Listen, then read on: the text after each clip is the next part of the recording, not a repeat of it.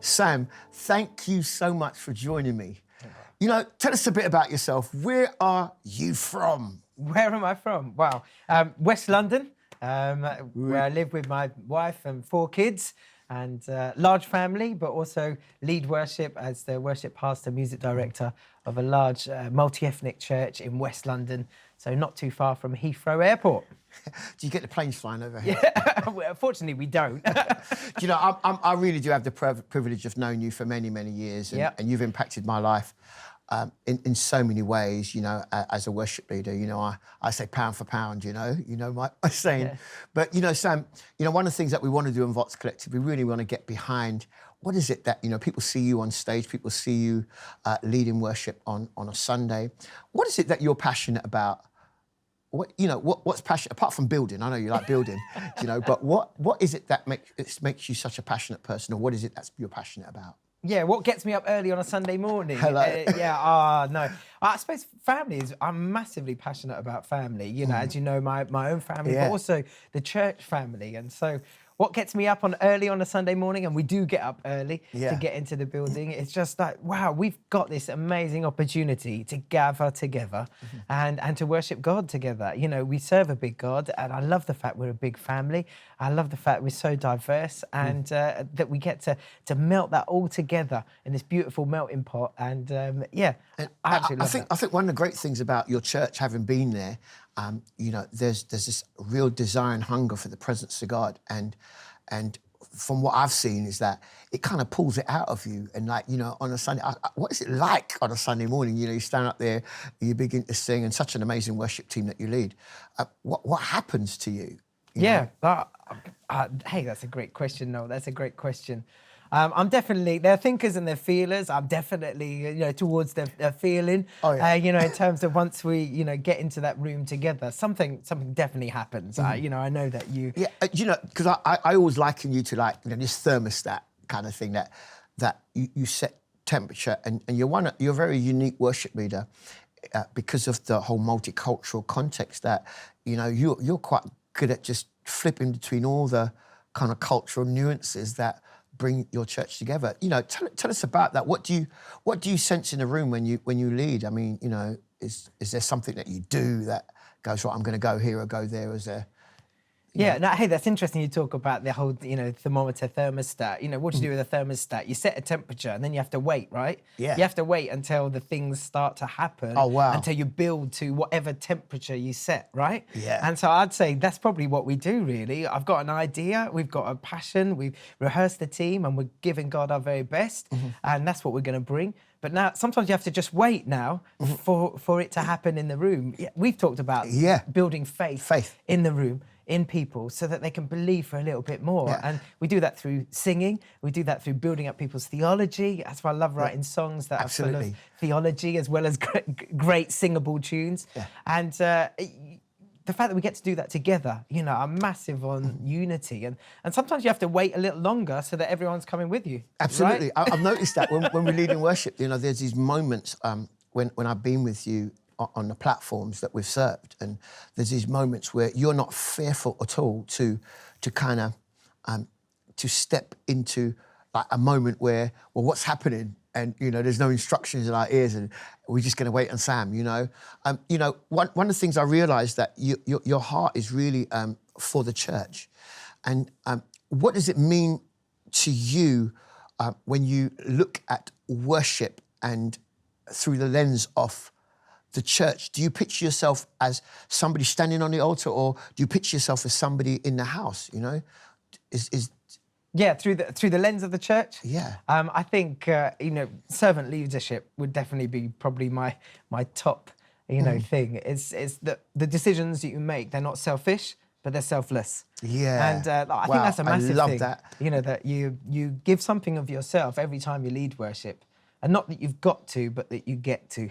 And it's a selfless act, you know, preferring one another in love. Yeah. You know, loving your neighbour as yourself. You know, this is all about selfless acts, and you know, leadership is not how can the church serve me? How can those people, you know, singing, I don't know whether it's singing my key or how can they, you know, sing my song? But it's Yeah. how can I serve them by choosing the best key for them? How can I serve them by writing a song that puts the words that are appropriate to what they want to say? And I And suppose this is what we call building faith. oh yeah, You know, totally. faith cometh by hearing the word of God. And that's what the songs serve. Because I know that, you know, most certainly as a songwriter, you know, over the years, you know, you've developed, you know, I mean, we worked together on one of my albums Yeah. many years ago. Privilege. And we wrote this altar call song, Yeah. which actually was a theme song that we wanted to, how do people respond to the message of salvation? Yeah. And I don't know if you remember that time Yeah. we were writing in the studio, and then I found out it probably was one of your first songs that you'd written. But now you're writing songs that, oh man, that challenge people right where they are. Talk to me about the faithfulness of God in your own life, Sam. If I was to choose a word that kind of like, that summed you up, was faithfulness. Yeah. Because you're faithful to your post. You're faithful to the call of God on your life. Nothing more, nothing less, always 100%. Just unpack this faithfulness. Is there a personal experience that you have about God being faithful? Yeah. Yeah, seeing the way that God has, you know, grown you and realised that sometimes that takes a little bit longer, that the overnight successes often, they're not overnight successes, that actually they talk of a story. And, you know, no, you're nodding because, you know, that's your story as well, isn't it? Of you being faithful, but actually God being faithful towards you. And yes, there's that big dream and big desires, you know, in your heart, but actually committing those to God. And the Bible says there's a time and season for everything. And you realise, wow, something of heaven is in the timing. Yeah. You know, and if I'm happy to wait, if I'm happy to, it will come in season. Yeah. And that's sometimes you can be you faint impatient, right? And you're like, oh man, why can't I have that now? Or and you realise, actually God's growing me so that I can maybe hold or host, you know, Yeah. or I can write better. And, Yeah. and you are right. You know, the song that we wrote, it's so beautiful and it was written for a specific purpose. But you're right that was one of the earlier songs, and now being able to write more songs and realizing, oh, okay, there's the faithfulness of God in helping with my language, helping with my lyrics, helping Absolutely. with, you know, the revelation. That's right. You know, that often comes with a song, doesn't it? So that you're unpacking something that is bigger than just the next hit, or is it going to make the CCLR chart? But is this right for the people I'm leading? Is this true to something I want to see or I am seeing? I mean, you know, what's really shows up, you know, your church is so multicultural, right? It really is. I mean, I don't know how many nations there are, but man. Well over 100. Yeah, I got invited to one of your international days. Man, the food was like, as we would say in London, a rage. The food was like, rage. from everywhere, the food was like, wow, you know. And I think that in itself will testify about, you know, what's your process for writing a song that is writing a song to meet the need of such a multicultural church? Oh wow! I mean, that's a big. I mean, I know it's a deep question, but I want you to unpack it for me, Okay, mate. I'll throw a few things out there. You talked about food, so seasonings, different flavours. Don't be afraid to let those flavours come in. Yeah. I love co-writing. It's definitely where I'm strongest, and that's because I like bouncing off someone else what you've got to bring. You know, you turn up with your own seasoning, your own story. You turn up with your own way of saying something. And I'm like, oh great, can we include that?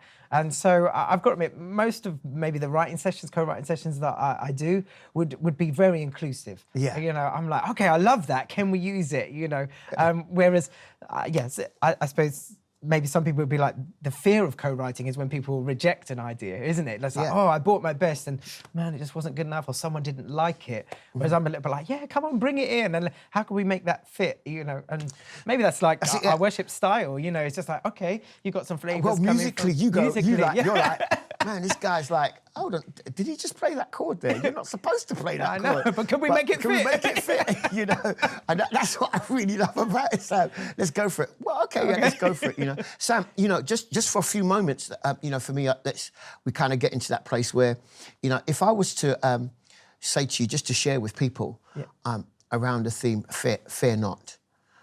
You know, you use the word fear.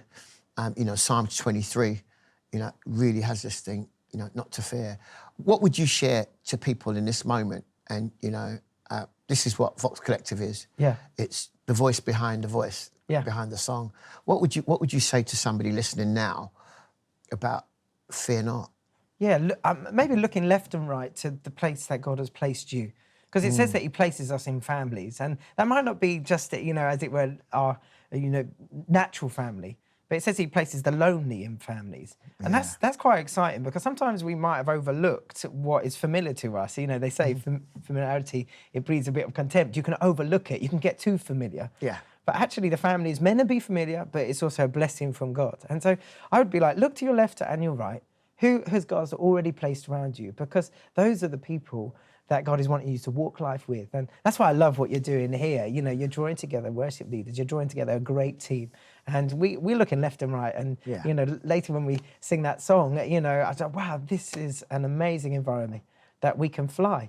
Yeah. And in some ways, that's what I love doing. I love creating an atmosphere. I love creating a space that encourages you to be the best you. And you don't have to fear. It's just a comfortable place where people who need to fly can fly. And if you fly and you think you've failed, you haven't really failed, because you're in a safe space. Yeah, and you're doing it with friends. Yeah, people that are going to help you, they're going to share one another's burdens in love, and they're going to lift you up. Yeah. And so, I would be like, come on, let's be people, even though we might be fearful, let's be people who can lift up and bear one another. Absolutely. And let's talk about lifting up, Sam. That's a really great encouragement. I hope somebody really listening would have grabbed something for that. Maybe this is a season when you're meant to fly. Yeah. This is a season where you don't fear. Yeah. What would you say to the up-and-coming generation coming up, because one of the things that I absolutely love, your son Caleb is like, wow, and those of you, Caleb is like one of Sam's children. He's got many. 4. He's got 4. And I just love Caleb, because Caleb shows up to our meetings and he serves the meeting as playing drums with such a command. How has it been just for all your children anyway, but Caleb we've seen the most because he's following the music. Yeah. How's it been with you encouraging the next generation, and what do you see and how do you do that? I think the whole parenting thing, there's not a one answer. Yeah. It's beautiful to hear you say those things, Noel, because I'm so proud of him because of that. But really, I suppose he's just showing what maybe we've grown. Like we said, that positive atmosphere, that way that we want the very best for him, and also realizing that actually anything we do in worship is going to involve sacrifice. Yeah. And you mentioned, what do you say to the next generation? That don't be afraid of the sacrifice. Don't be afraid of the big ask. Yeah. Don't be afraid of doing the things that are difficult. Let's not have a filter that says, good. I'm only going to do what's easy to me. Yeah. Because often the things that are worthwhile are difficult. The things that are worthy are our worship, and they will involve some sort of sacrifice. And so whether it's sacrifice in practicing, whether it's sacrifice in serving, not getting to play the way you want to play, but going, actually, I'm going to serve this space. I'm going to serve the conference. I'm going to serve, who we've got in the room. I mean, what's powerful is that you this multi-generational thing you're going in your church, where you have people of different ages that are involved in the worship. So there's this continuation of heart, continuation of spirit, and the continuation of the culture of the church as it develops. As the younger ones get older, they're carrying something. I've seen that happen. But listen, I want to know, this song you're going to sing for us. Okay. Where did you write? What's the story behind it? This is a song, Be Praised. And we were like, okay, we want to write something that's... Why don't you invite me to the writing session? Well, we had to go far away, up to the Malvern Hills. Listen, mate, Elim Hills. Up to the Malvern Hills. There's a little chapel at our headquarters for Elim, and it's a beautiful little chapel. It's got a rickety old, slightly out-of-tune piano, and I got to write this song with a great friend, Ian Yates, and just the two of us. His guitar was in tune, my piano was out of tune. But we went from this, out-of-tune piano and wanting to write a song that just really highlights, from Revelation 11, it says, you are worthy, to receive honor, glory, and power. Powerful praise and just statement. for us to really pour out a praise song that literally just says that. He is worthy. And the amazing thing about Sam Blake is preaching in this place. Not preaching, but he is worthy. Yeah. And he's worthy to receive our worship. There's so many things that we give our worship to that are not worthy, that we shouldn't do. Totally, and that we've got to keep our hearts and our minds in line. But actually, he is worthy. And he's worthy to be praised. And really, it says it a lot in the song. But I can remember us going through this song. We also wrote a slower song called Lord Send Revival in that same little session. Yeah. And it was quite a productive little session. But it was, you're surrounded in a safe space. you know, with friends. And it's amazing to see the way that God uses that then to draw Absolutely. out. And what I love is how you serve the Elim movement in worship. You Oh, know, I thank stood you. with you, and it's an amazing movement of believers all over this country and over the world, actually. You serve it with song and everything. And, you know, I just want to say thanks for joining me, Sam. You're now going to get ready. Yep. Whoa, I know that we are in for a treat. You know, Sam's going to lead us in his song, Be Praised. I want you to enjoy and worship with us